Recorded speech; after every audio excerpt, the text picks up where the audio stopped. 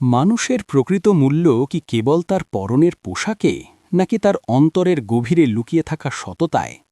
আজ আপনাদের শোনাব শহরের সবচেয়ে অভিজাত এলাকা সিটি সেন্টারের ইম্পেরিয়াল ট্রাস্ট ব্যাংকের এক রোমহর্ষক কাহিনী, যেখানে আভিজাত্যের চাকচিক্য, দামি টাইলসের উজ্জ্বলতা আর দামি পারফিউমের গন্ধে সাধারণ মানুষের প্রবেশাধিকার যেন এক অলিখিত অপরাধ। বেলা ১১টা। বাইরে তখন প্রখর রোদ যেন আগুন ঝরছে পিচঢালা রাস্তা থেকে। সেই তপ্ত দুপুরের ধুলোবালি মেখে কপালে বিন্দু বিন্দু ঘাম নিয়ে ব্যাংকের অটোমেটিক কাঁচের দরজা ঠেলে ভেতরে প্রবেশ করলেন এক বৃদ্ধ। তার নাম হরীন্দ্রনাথ বাবু। পরনে তার অত্যন্ত সাধারণ কিছুটা মলিন ধুতি আর পাঞ্জাবি। এক হাতে একটি পুরনো কাঠের লাঠি যা তার বয়সের ভার সইছে, আর অন্য হাতে ধরা একটি জীর্ণ হলদেটে খাম।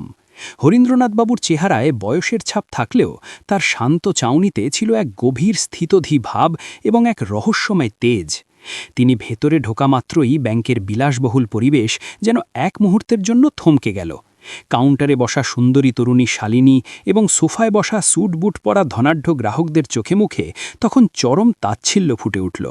তাদের কাছে এই বৃদ্ধ এই রাজকীয় পরিবেশে এক অদ্ভুত আবর্জনা বা মস্ত বড় ভুল।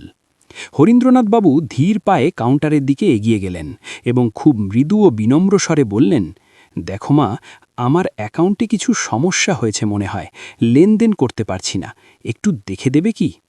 শালিনী তখন তার কয়েক লাখ টাকা দামের স্মার্টফোনে মগ্ন ছিল। সে মুখ না তুলেই বৃদ্ধের মলিন পাঞ্জাবি আর ধুলোমাখা স্যান্ডেলের দিকে তাকিয়ে নাক কুচকাল। তার চোখে তখন আভিজাত্যের এক বিষাক্ত ছোঁয়া। বাবা, আপনি কি ভুল করে এই ব্যাংকে ঢুকেছেন? এটা সাধারণ মানুষের চায়ের দোকান নয়, এখানে শহরের বড় বড় ব্যবসায়ী আর ভিআইপিদের কাজ হয়। আমার মনে হয় না আপনার মতো মানুষের কোনো অ্যাকাউন্ট এখানে থাকার ক্ষমতা আছে। হরীন্দ্রনাথ বাবু শান্ত গলায় আবারও বললেন, মা, একবার অন্তত চেক করে দেখো, আমার মনে হয় আমি সঠিক জায়গাতেই এসেছি। শালিনী চরম বিরক্তি নিয়ে খামটি প্রায় টান মেরে নিল এবং সেটাকে অবহেলার সাথে টেবিলের এক কোণে সরিয়ে রাখল। ঠিক আছে, ওই কোণে পুরনো চেয়ারটাতে গিয়ে বসুন। এখন অনেক ভিআইপি ক্লায়েন্ট আছে, তাদের কাজ শেষ হলে সময় পেলে দেখব। হরেন্দ্রনাথ বাবু কোনো প্রতিবাদ করলেন না। তিনি ধীর পায়ে ওয়েটিং এরিয়ার একটি নির্জন কোণে গিয়ে বসলেন। ব্যাংকে আসা প্রভাবশালী ব্যক্তিরা তার পাশ দিয়ে যাওয়ার সময় নিজেদের দামি কাপড় সামলে নিচ্ছিলেন, যেন এই গরিব মানুষের ছোঁয়া লাগলে তাদের আভিজাত্য ধুলোয় মিশে যাবে। হরেন্দ্রনাথ বাবু নিভৃতে বসে সব দেখছিলেন, সব বুঝছিলেন। তিনি আসলে দেখতে চেয়েছিলেন তার নিজের হাতে গড়া এই প্রতিষ্ঠানটির নৈতিক পচন ঠিক কতটা গভীরে পৌঁছেছে। প্রায় ১ ঘণ্টা পার হয়ে গেল। হরেন্দ্রনাথ বাবু আবার কাউন্টারে গিয়ে বিনীতভাবে বললেন, মা, যদি তুমি খুব ব্যস্ত থাকো তবে তোমার ম্যানেজারের সাথে আমার একবার কথা বলিয়ে দাও, তার সাথে আমার একটু বিশেষ এবং ব্যক্তিগত কাজ আছে। শালিনী এবার মনে মনে চরম উত্তেজিত ও বিরক্ত হল। সে অনিচ্ছা সত্ত্বেও ম্যানেজার প্রসেনজিতের কেবিনে ইন্টারকমে ফোন করল।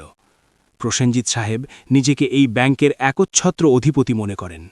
তিনি নিজের দামি চশমার ওপর দিয়ে দূর থেকে কাঁচের ভেতর দিয়ে হরেন্দ্রনাথ বাবুকে দেখলেন এবং শালিনীকে ফিসফিস করে বললেন, শালিনী, এই ভিখারি চেহারার লোকটার জন্য আমার দামি সময়ের ১ সেকেন্ডও নষ্ট করতে পারব না। ওনাকে বসিয়ে রাখো, বিরক্তি আর ক্লান্তি লেগে কিছুক্ষণ পর এমনিতেই চলে যাবেন। ম্যানেজারের নির্দেশে শালিনী আবারও তাকে বসিয়ে দিল।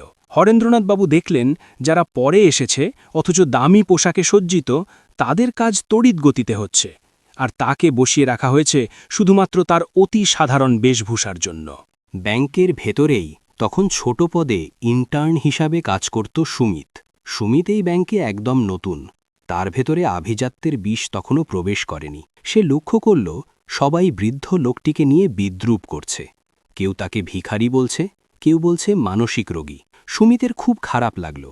সে এক গ্লাস ঠান্ডা পানি নিয়ে হরেন্দ্রনাথ বাবুর কাছে গিয়ে খুব শ্রদ্ধার সাথে হাঁটু গেড়ে বসল। সুমিত বললেন, বাবা, আপনি অনেকক্ষণ ধরে বসে আছেন, জল খান। আপনার কি খুব জরুরি কোনো কাজ? আমি কি আপনাকে কোনো সাহায্য করতে পারি? হরেন্দ্রনাথ বাবু সুমিতের চোখের দিকে তাকালেন। সেখানে কোনো তাচ্ছিল্য নেই, আছে বিশুদ্ধ সম্মান এবং মানবিকতা। তিনি জল খেয়ে তৃপ্তির সাথে বললেন, বাবা, আমি শুধু ম্যানেজারের সাথে একবার দেখা করতে চাই, আমার কিছু সমস্যার সমাধান দরকার। সুমিত তখনই সাহস করে ম্যানেজারের কেবিনে গেল, কিন্তু প্রসেনজিৎ সাহেব তাকে ধমক দিয়ে বললেন, সুমিত, পিয়নের কাজ করো, সমাজসেবা নয়। ওই বুড়োকে আমিই বসিয়েছি। ওসব ছোট লোকদের নিয়ে তোমার মাথা ঘামানোর দরকার নেই। নিজের টার্গেটে মন দাও, নইলে চাকরি থাকবে না। সুমিত মাথা নিচু করে বেরিয়ে এলো, কিন্তু তার মনটা শান্ত হল না। সে দূর থেকে ওই বৃদ্ধের ওপর নজর রাখতে লাগল এবং বুঝতে পারল এই বিশাল আধুনিক পাথরের দালানে অন্তত একটি মানুষ আছে যার ভেতরে মনুষ্যত্ব এখনও মরে যায়নি। অবশেষে হরেন্দ্রনাথ বাবু আর ধৈর্য রাখতে পারলেন না। তিনি উঠে সরাসরি ম্যানেজারের কেবিনের দিকে দৃঢ় পায়ে হাঁটতে শুরু করলেন। প্রসেনজিৎ দেখলেন সেই ঝামেলা সরাসরি তাঁর দরজার দিকে আসছে। তিনি রাগে তড়াক করে কেবিন থেকে বেরিয়ে এসে পথ আটকে দাঁড়ালেন। প্রসেনজিৎ চিৎকার করে বললেন, হ্যাঁ মশাই, আপনার স্পর্ধা তো কম নয়। কেন বারবার আমার কেবিনে ঢোকার চেষ্টা করছেন? আপনার মতো লোকদের চেহারা দেখলেই বোঝা যায় আপনাদের অ্যাকাউন্টে কত টাকা আছে। এখানে ভিড় বাড়িয়ে বড় ক্লায়েন্টদের অস্বস্তি তৈরি করবেন না। এটা আপনার থাকার জায়গা নয়। হরেন্দ্রনাথ বাবু শান্তভাবে খামটি বাড়িয়ে দিয়ে বললেন, বাবা, আমার অ্যাকাউন্টে লেনদেন কেন বন্ধ হয়েছে একবার শুধু কম্পিউটারে চেক করো। প্রসেনজিৎ খামটি না খুলেই তাচ্ছিল্যের এক বিষাক্ত হাসি হাসলেন। দেখুন বৃদ্ধ, আমার 10 বছরের ব্যাংকিং অভিজ্ঞতা আছে। কার অ্যাকাউন্টে কত ব্যালেন্স আছে তা আমি মানুষের মুখ আর পোশাক দেখেই বলে দিতে পারি। আপনার অ্যাকাউন্ট তো আমার ডেটাবেজেই নেই। দয়া করে এক্ষুনি এখান থেকে চলে যান, নইলে ঘাড় ধাক্কা দিয়ে বের করতে বাধ্য হব। হরেন্দ্রনাথ বাবু টেবিলের উপর খামটি রেখে দিলেন। তার কণ্ঠে এক অদ্ভুত গাম্ভীর্য নেমে এলো। তিনি বললেন, ঠিক আছে বাবা, আমি যাচ্ছি। তবে এই খামে যে নথিপত্র আছে একবার নিজের স্বার্থে হলেও পড়ে দেখবেন। যাওয়ার সময় দরজায় পৌঁছে হরেন্দ্রনাথ বাবু হঠাৎ ফিরে তাকালেন। তার চোখে তখন আগুনের এক শান্ত আভা। তিনি ধীর স্বরে বললেন, প্রসেনজিৎ বাবু, মনে রাখবেন, অহংকারী পতনের মূল কারণ। আজ আপনি যাকে সাধারণ পোশাক দেখে বিচার করলেন, তার বিচার করার ক্ষমতা আপনার কল্পনারও বাইরে। খুব শিগগিরই আমাদের আবার দেখা হবে। হরেন্দ্রনাথ বাবু চলে যাওয়ার পর সুমিত কৌতূহলী হয়ে চুপি চুপি ওই খামটি তুলে নিল। সে নিজের কম্পিউটারে লগ করে খামের ভেতরের অ্যাকাউন্ট ডিটেলস খুঁজতে শুরু করল। সার্চ রেজাল্ট আসতেই সুমিতের হাত কাঁপতে লাগল, রক্ত যেন হিম হয়ে গেল। এই ব্যক্তি আর কেউ নন, তিনিই এই ইম্পিরিয়াল ট্রাস্ট ব্যাংকের প্রকৃত প্রতিষ্ঠাতা এবং বর্তমানে 60% শেয়ারের একমাত্র মালিক। যাকে তারা আজ পশুর মতো অপমান করে পাড়িয়ে দিয়েছে, তিনিই আসলে এই ব্যাংকের ভাগ্য বিধাতা। পরের দিন সকাল 11টা। ব্যাংকের ভেতরে এক অদ্ভুত থমথমে পরিবেশ। হঠাৎ ব্যাংকের সামনে এসে থামল একটি রাজকীয় কালো সেডান গাড়ি। গাড়ি থেকে নামলেন হরেন্দ্রনাথ বাবু। তবে এবার আর মলিন পাঞ্জাবিতে নয়, তিনি পরে আছেন অত্যন্ত দামি স্যুট, চোখে চশমা, আর তার সাথে একদল পেশাদার আইনজীবী এবং অডিটর। প্রসেনজিৎ সাহেব এবং শালিনী ভয়ে সিটিয়ে গেলেন। প্রসেনজিৎ কাঁপতে কাঁপতে দৌড়ে এসে হরেন্দ্রনাথ বাবুর পায়ের কাছে পড়তে চাইলেন। হরেন্দ্রনাথ বাবু তাকে হাত তুলে থামিয়ে দিলেন। তার কণ্ঠস্বর এখন বজ্রের মতো গম্ভীর। হরেন্দ্রনাথ বাবু বললেন, ম্যানেজার সাহেব, আজ কি আপনার 10 বছরের অভিজ্ঞতা কাজই দিচ্ছে না? আজ কি আমার পোশাক দেখে আপনি চিনতে পারছেন না আমি কে? আজ কি আমার উপস্থিতিতে আপনাদের প্রিমিয়াম পরিবেশে কোনো দুর্গন্ধ ছড়াচ্ছে?